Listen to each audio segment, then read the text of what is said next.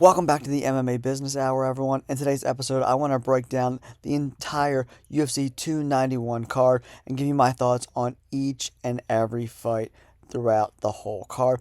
Don't forget, I'm giving away a Colby Covington autograph photo.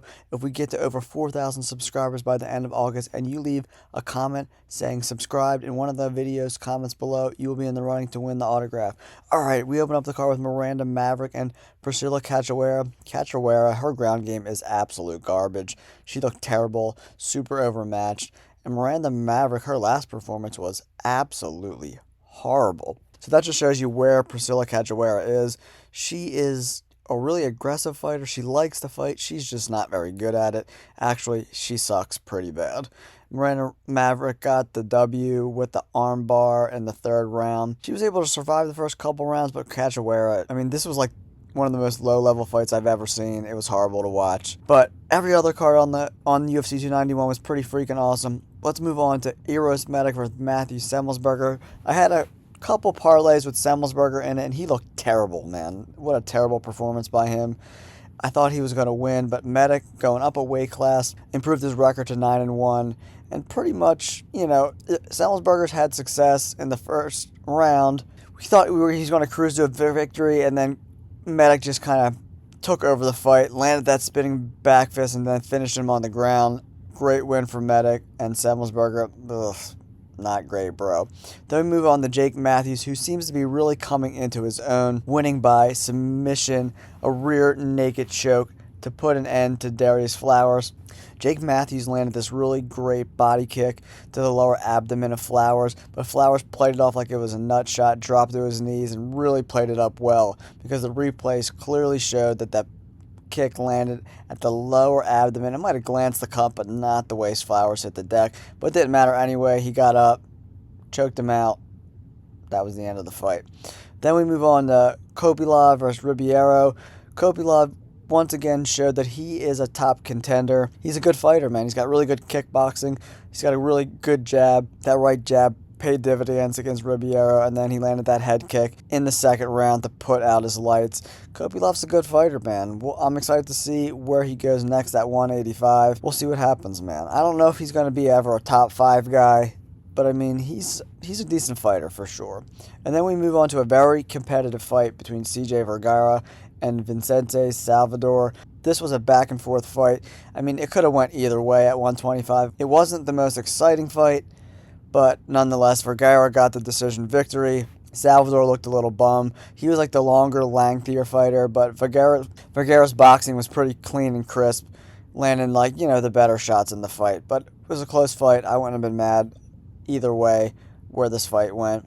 Up the card, Gabriel Bonfim looks like a real contender at 170 pounds. I wonder if they're going to give him a top 15 fight after that performance. Trevin Giles has never been a great fighter, but he's a decent fighter, and he made it look easy, getting that guillotine choke, putting Trevin Giles out. It was easy night at the office for Gabriel Bonfim. I'm really stoked for him. He's a great fighter. He's got incredible submissions, and his kickboxing is coming along. And then we move on to the main card of UFC 291. We opened up with Kevin Holland and Michael Chiesa. Kevin Holland made it look easy, man. Chiesa, not great, man. Boxing looked terrible.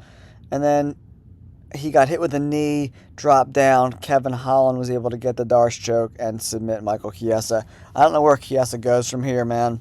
I don't think there's any place for him at 170 anymore, dude. He's not a top 10 guy. He's probably not even a top 15 guy at 170 pounds anymore. It sucks because I really like Michael Chiesa.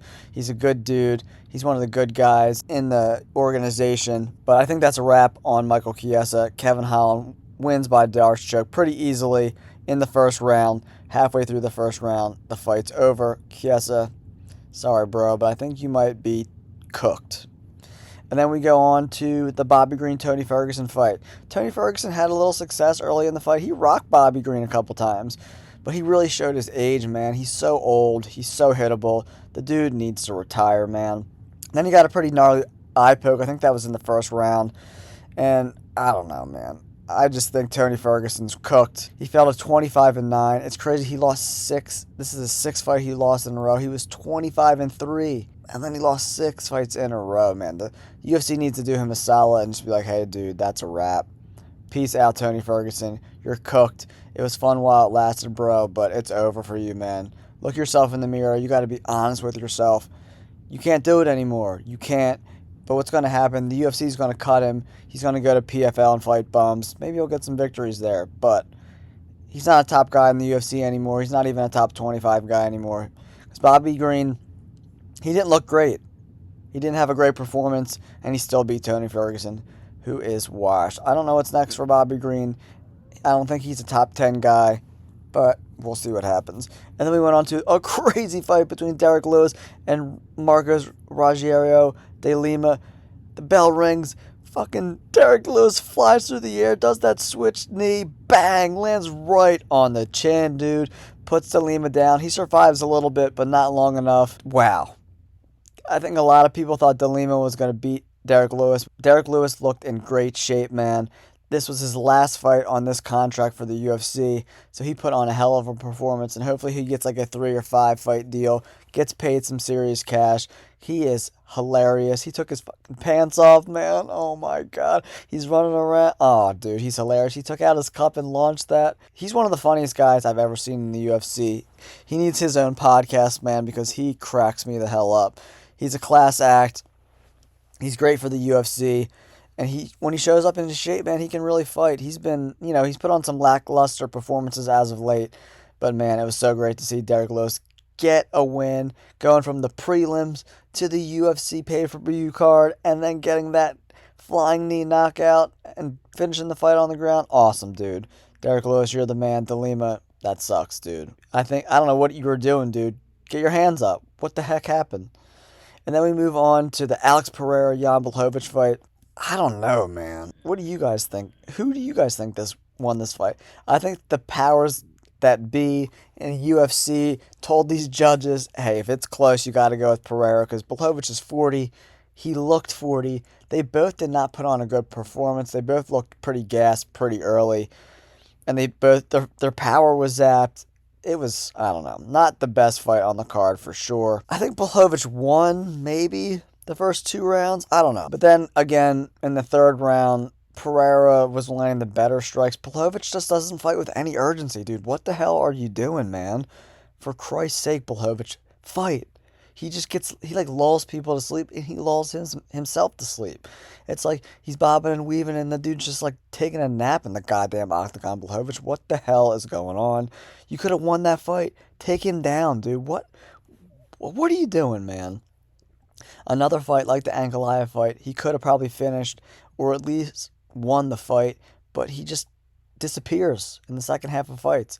And Pereira was able to use his length to get the win. It was not the best performance. I'm not really sure where Alex Pereira fits. I think he gets destroyed by Ankalaev. So what do you do now? Do you put him against Prochazka and avoid Ankalaev? I don't know when Prochazka's going to be ready to fight, but the Pereira-Prochazka fight will probably be a little more action, but I think Ankalaev destroys both of them.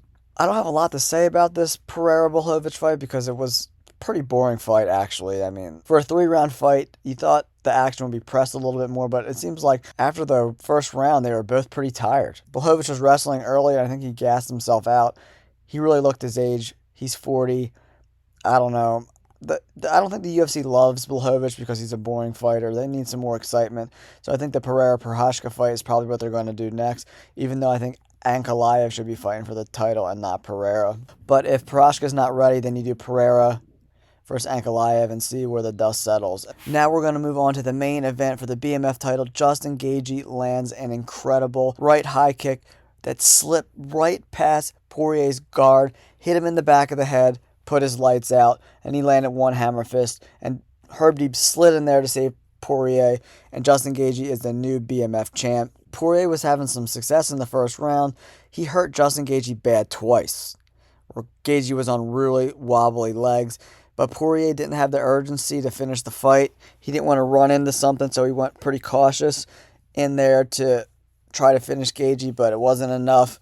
We went into the second round, and bam, early into the second round, that head kick lands.